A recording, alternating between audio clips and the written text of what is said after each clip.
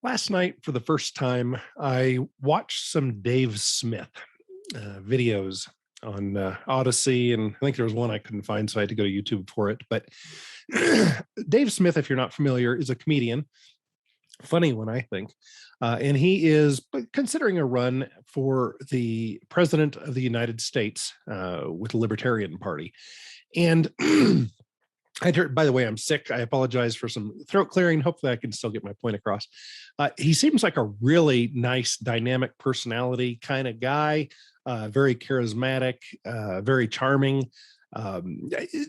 He certainly thinks a lot of himself, and I'm not gonna diagnose him as narcissistic, but he does seem to think a lot of himself, and I think he's pretty great too. So I'm not going to really argue with him there. We do have some disagreements, and we have some different levels of dedication to intellectual consistency and logic and reason and such.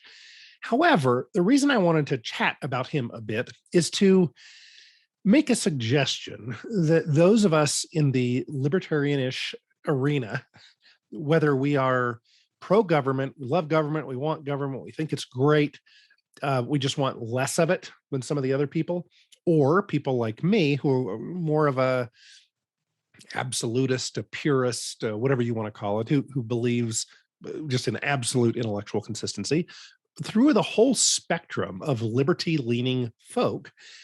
I wonder if we ought to spend a little bit more time being forgiving of each other. And yes, it is our responsibility to call out each other. We're in a social science arena, and it is our duty as scientists to hear a theory or see an experiment, et cetera. It's a scientific method. You see somebody do something or say something, and then you examine that. And those of us that are also in the movement, it's our job to poke holes in it. And I guess my suggestion isn't that we stop poking holes in bad arguments, bad experiments, bad logic, bad thinking. Let's keep poking holes in them, but let's do so nicely and respectfully. And let's also appreciate that not everyone is at the same place in their journey. And I was once at a place in my journey 12 years ago that I thought, well, there's going to be government. This is the world that we live in. And so we might as well make the government as good as it can be. And that would be through either libertarian leaning Republicans or Democrats that are in office, or the Libertarian Party. But somehow, let's make the government better. And that was a position that I held for a while. And I don't really want to attack someone else who now holds that same position that I once held. I didn't have bad intentions at that moment. I was at a place along my path of understanding and learning. And then also, I would say, let's look at our basic value and how we look at the world. There's this idea that Dave Smith mentioned, and he didn't call it by name, but the ends justify the means. And so he wants to bring liberty to the world, and that is one of his higher goals. So then he says, well, what can we do to make that happen? And what he believes we can do to make that happen is running for government office, for political office, and getting in and making things a little bit better. Or, yeah, he knows that libertarians have never had a good chance, but at least bringing up the conversation, having people read books, watch lectures on YouTube and Odyssey and such, and at least learn more about the philosophy. And I think that's the end that I want also. And I think where we separate ways is that they're kind of two conflicting philosophies. One is the ends justify the means, and he's absolutely correct strategy wise, I think, in running for president, if that is one's higher value. The other one, though, is one that I really like. Karl Wapner popularized it. Gandhi was before him in saying it, so maybe they both popularized it. But the idea is that if one takes care of the means, the end will take care of itself.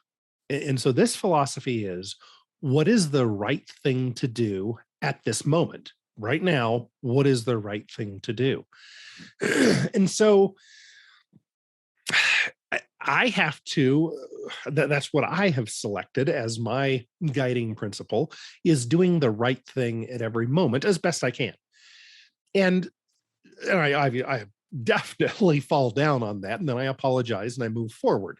But for me, when I examine this idea of I am going to join a group of people that is going to rule over another people because I will be a kinder, gentler ruler. No, that's not the correct means. That's not the right thing for me to do today.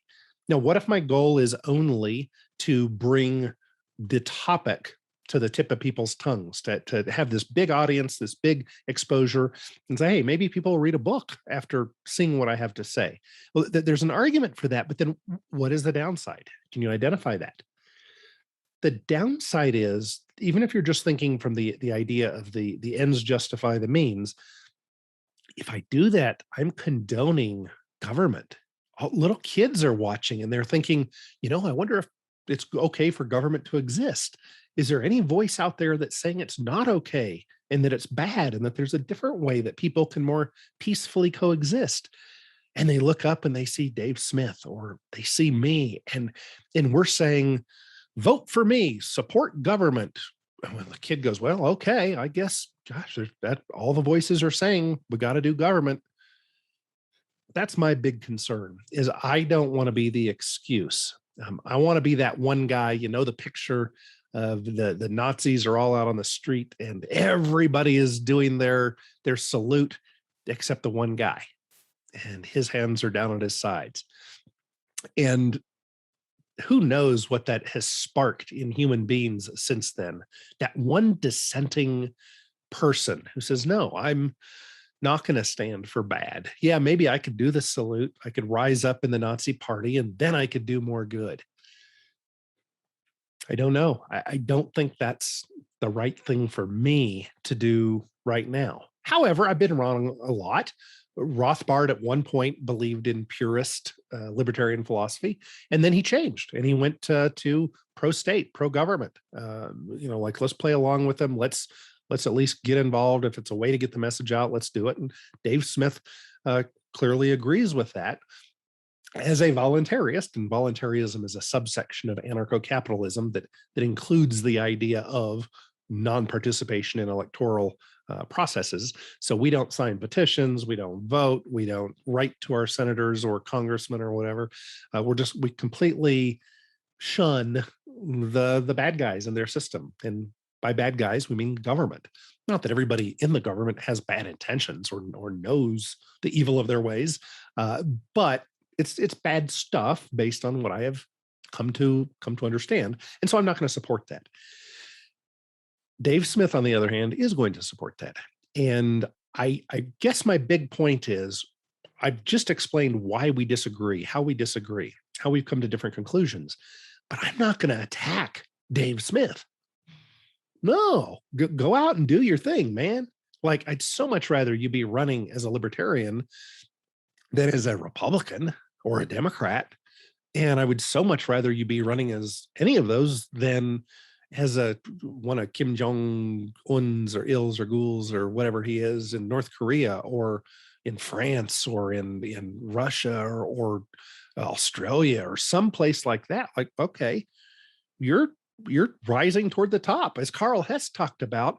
If I'm going to pick an enemy, he didn't say this with these same numbers, I'm updating it a bit. If there are 7 billion people out there, and I want to pick somebody that I'm going to hate and disagree with, I'm not going to pick one of the million or billion people that are closest to me or that are closest to what I believe to be true and right and accurate. I'm going to pick somebody on the opposite side.